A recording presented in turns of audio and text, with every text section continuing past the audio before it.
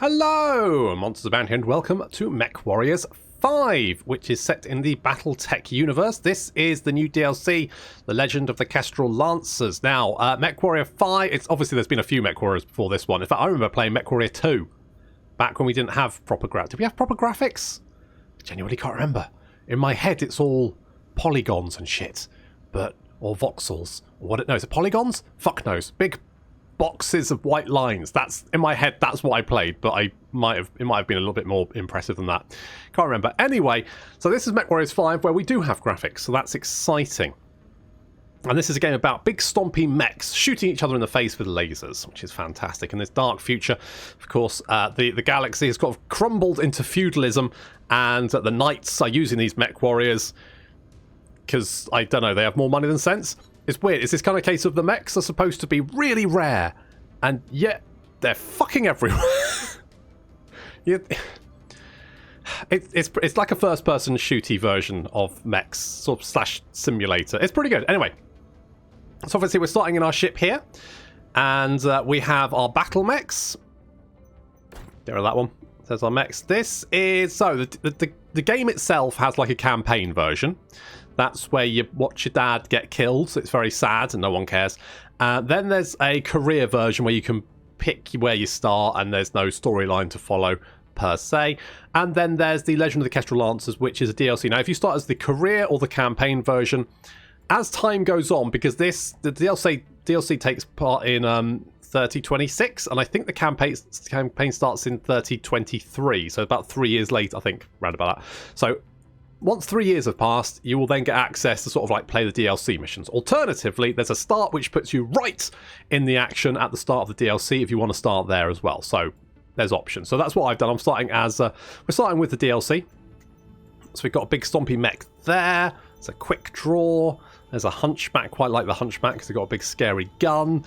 There's a Shadowhawk, little Jenna, very nice. There is a Wolverine, Kintaro, a Phoenix Hawk. He's the one that actually carries his gun for some reason. Don't know why. Don't need to. It's kind of welded onto the back of his hand, so don't know why you'd need to. And the old Blackjack there, classic. That's pretty good. Pretty good start. Now we also can buy mechs, so we have a look at our purchase here. We've got a cataphract. Look at that. It's going to cost me 4 million though. But he's a big stompy boy. Look at this. Medium laser, lots of medium laser, PCC, a PPC, even though it's called PCC, a PPC, and also an AC-10. So that's quite exciting. It's a Thunderbolt there, so he's a 65 ton. So all of the mechs have different tonnages. And the missions will have a total tonnage that you can take. I don't know why.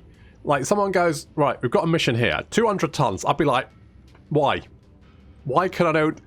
Fuck that. If I get a mission that's just like flatten an orphanage, 18 assault mechs, no less. Just, you want it flattened? It's getting fucking flattened. Those orphans will have no home. Not that it'll matter.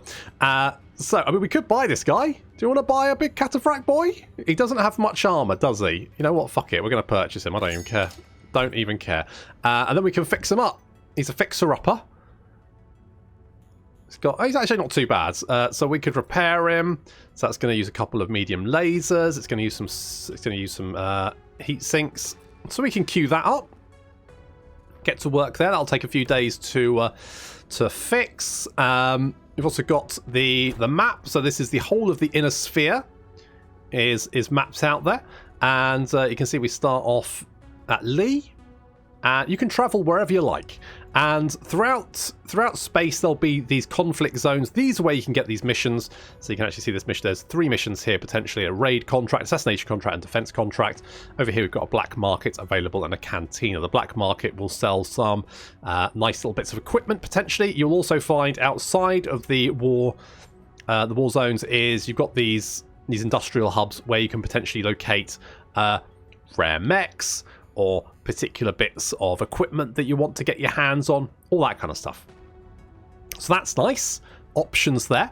Obviously, you've got your equipment, so you can buy and sell equipment. Obviously, when you shoot an enemy mech in a battle, at the end of the mission, you'll potentially get some salvage options. Mech market. Of course, you've got your pilots here. The pilots are a bit weird in that they kind of have this. So, for example, we've got like 12 of 23 here. What that means is that they can have a max of 23 skills. Their skills kind of go up during battle or each mission. But you can see, for example, this guy here can only get 3 out, and maximum of 3 energy weapons. This guy here is 6. So obviously, yeah, this guy is just generally better than this guy. I mean, let's just be honest. Lieutenant Bollinger is better than Lieutenant Engel, but that's just life for you.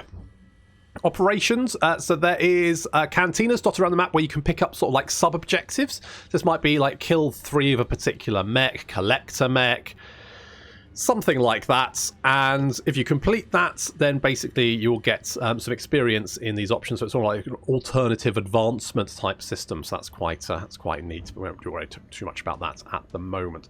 Timeline, if we can have a look. So, well, Cataphract will be available in 26 days. When's our next payment due? Don't know. How much is our next payment? Who knows? I'm sure it's fine.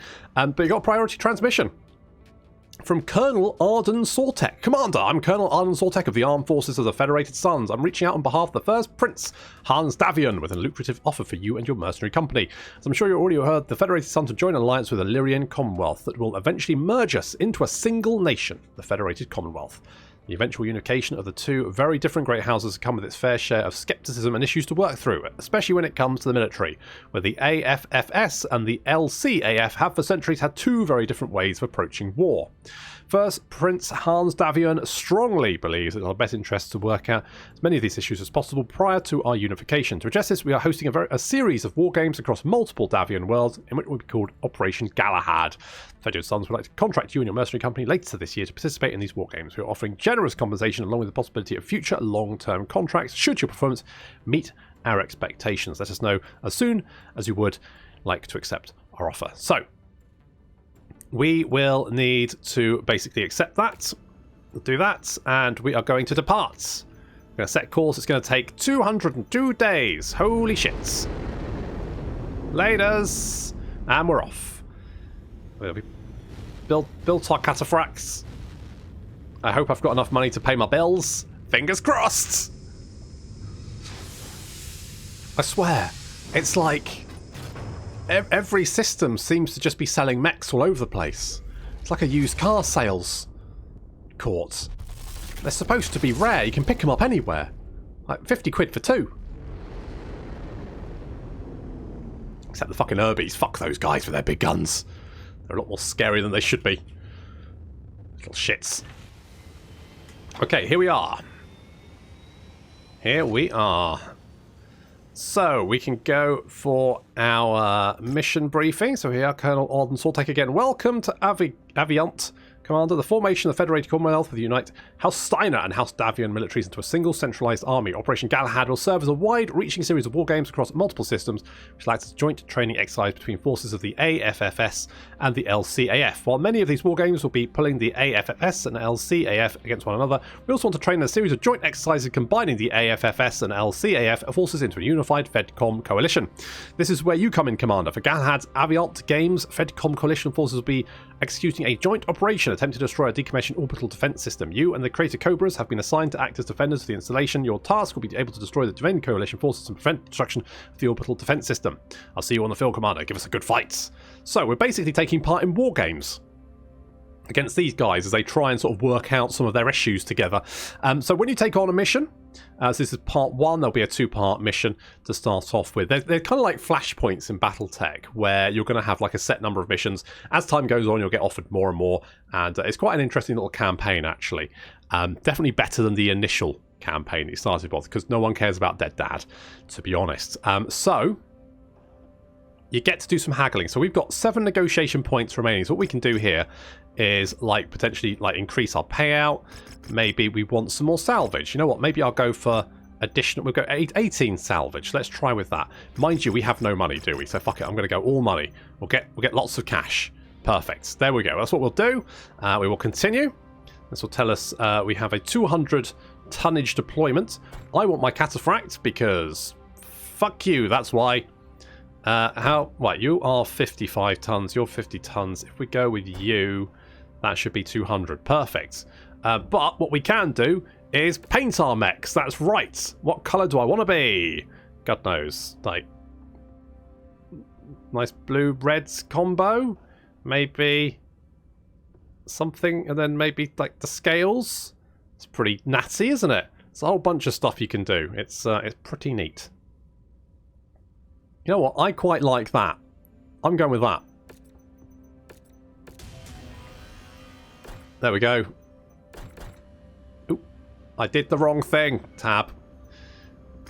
Right, there we go. Oh, that looks way better. We look way cooler. Fantastic. Right, we're ready to go. And we're away. So here I am on Kestrel. We have different weapons that can go on different... In fact, what I'm going to do... We can put them on different buttons. It'd be probably better if I had a mouse with more numbers on it. But basically, I'm going to set my PPC and my AC on 1 and my lasers on 2. Now, you get this cockpit view, which is fine, but you can also go on a drone sort of third-person view, which is obviously better for steering your mech. This map's quite cool. All of the new mission maps are generally pretty nice. And being a big stompy mech is pretty satisfying. I will say that while you do get like lance mates, they're not super easy to control. And they can be a bit dense. And currently, obviously, we're defending this place. They will tend to just traipse through stuff and destroy it accidentally, because they're not very good at dodging stuff. It's normally not a huge problem. But being a big stompy mech is satisfying. Like, for example, there's some, like, big city maps. And just, you know, smashing a building down is super cool.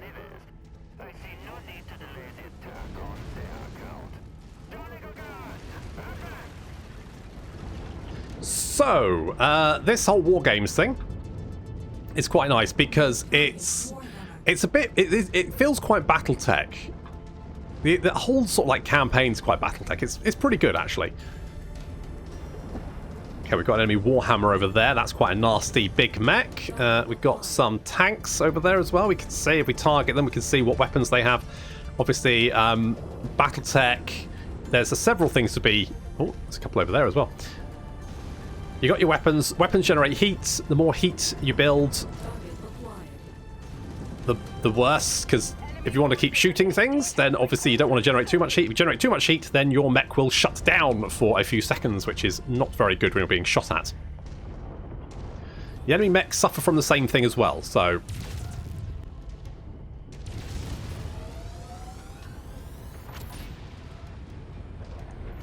So they will overheat themselves. Oh, don't back into that thing. And you can see how much damage enemy mech has sustained.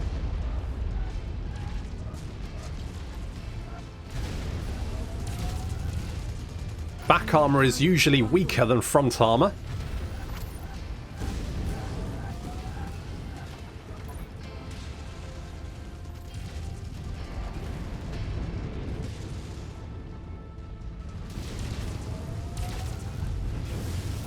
And if we can just take out the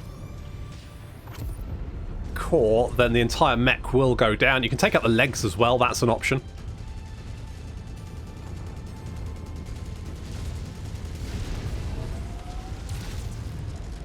Taking out weapons will take off the weapons. If you take off their arm, then obviously they won't be able to shoot anymore, because that bit of equipment will be destroyed.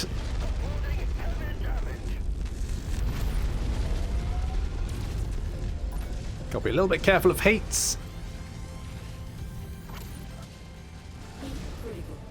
Yeah, I know. Down he goes.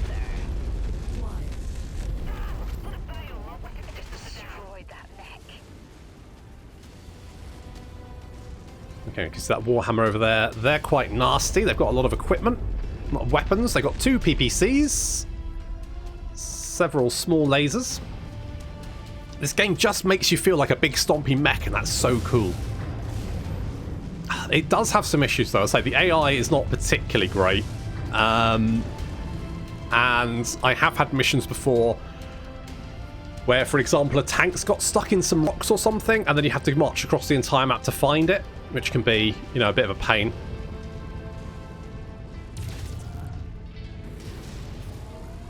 Oh, he's not happy with me.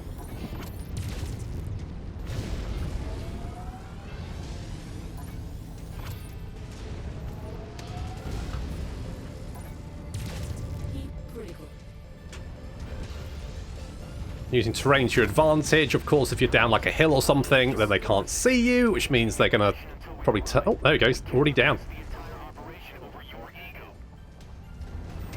So far, so good. That mech looks pretty intact as well.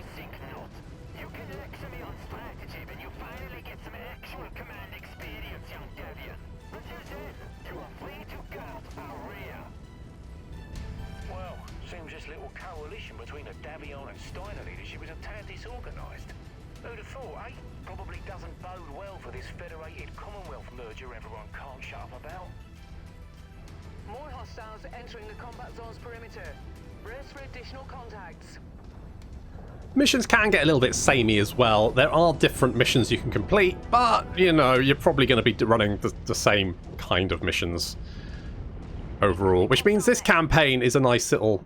Out the way, Jenna, you dozy tit.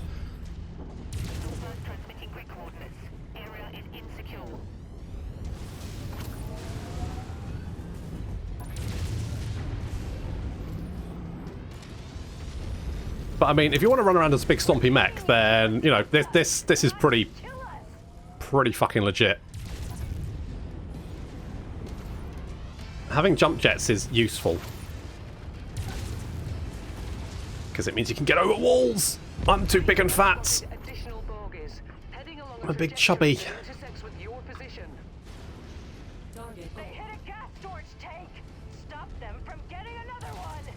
Oh, you're right. Mind you, gas at the moment. Am I right?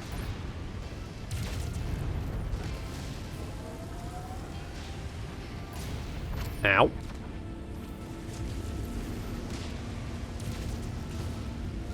He's taking a lot of damage. He should be down. Oh, we've got helicopters. Helicopters are very easy to kill. Yeah, there we go. I mean, if you're a helicopter pilot in the Battletech unit, I don't know why you bother getting out. Your life expectancy measured in hours. So he's down. The little Jenners are annoying. If you can take out their legs, they will sort of end up limping around, which makes them a lot easier to kill.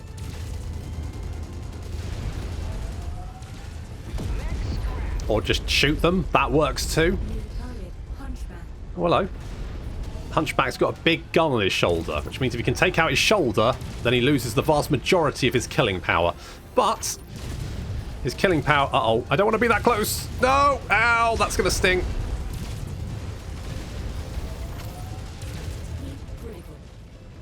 He's got like an AC...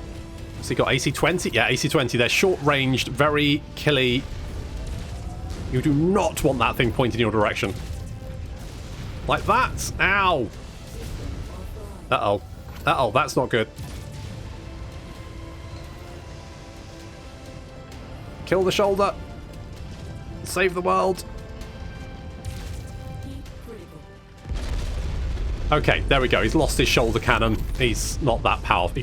He's basically easy to finish off. There are these mechs called Urbans. Urban? Yeah, it's urban. They're called Urbies for short. They're little trash cans, but they do carry... they can carry an AC-20 on their shoulder. And those things are a lot scarier than they should be.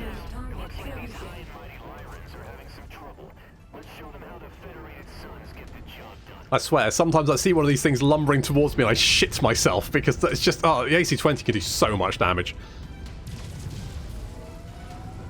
Let's take out his leg.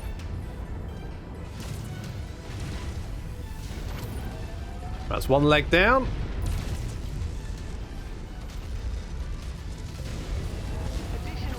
And two legs down.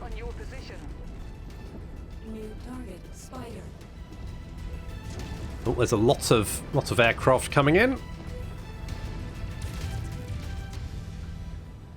He's having a bad time.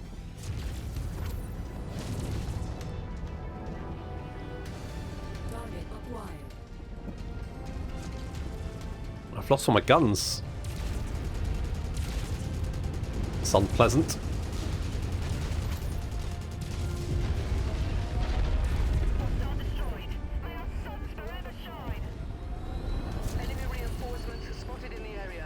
Yep, so many dead helicopter pilots. Helicopters are hard to pilot as well. It takes a lot of skills. You spend years learning how to fly a helicopter. You go into your first battle, you get shot down and killed. That's it. You're out there. That cannot be a good... danger money you're going to be charging.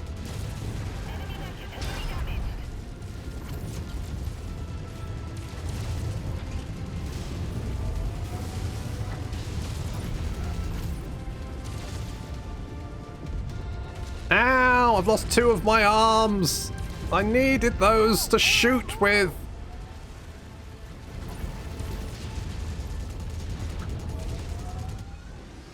Ah, both me arms. I'm armless.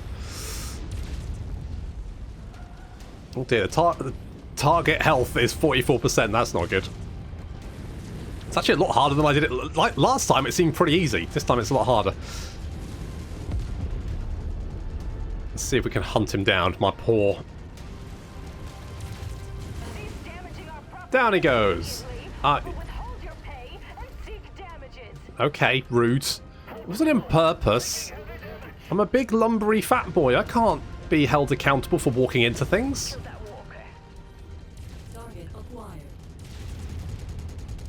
Tanks are just boring and I hate them.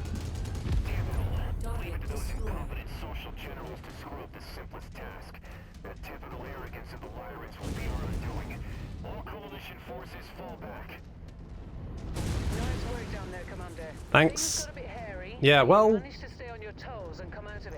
just as well it was my arms. Commander, we have them on the run.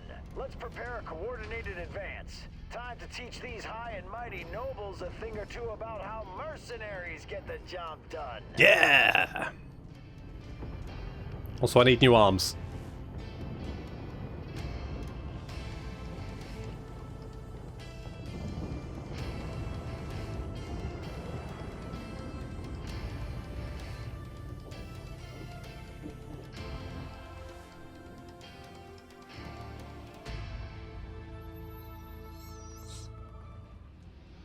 So, for completing a mission, you get some money. So we got like 5 million big ones. 80 reputation, it's going to increase your rep. And we also get some salvage. Now, because I didn't pick much, so we could have got a trebuchet if we had 19 share cost, but we don't. So we've only got 3. So we could pick like some medium lasers. Good. Everyone gets a little bit more experience, which is nice. You can see that my character, the commander, has 10 of 10 of everything. So basically he can rank up to the maximum of 60. These guys, for example, this guy's 40, so he's like the next best. These 2 guys are 40, so this guy's 39, so he's slightly worse. You can get people like 20, so that's like literally half of that. And you can also see how much damage was done to your mechs. So for example, the Jenner there took quite a lot of damage, but didn't go down. The Phoenix Hawk took some armor damage. Obviously I lost my arms. That's not great. And in fact, we can go and have a look at our mechs. We can see... oh dear. Oh dear. He's not looking super happy, is he? We can repair him. We can rebuild him.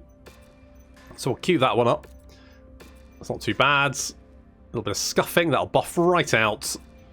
And you a little bit fucked, but you're okay. Now, because we've got like a two mission thing, we immediately go on to a second mission, and we can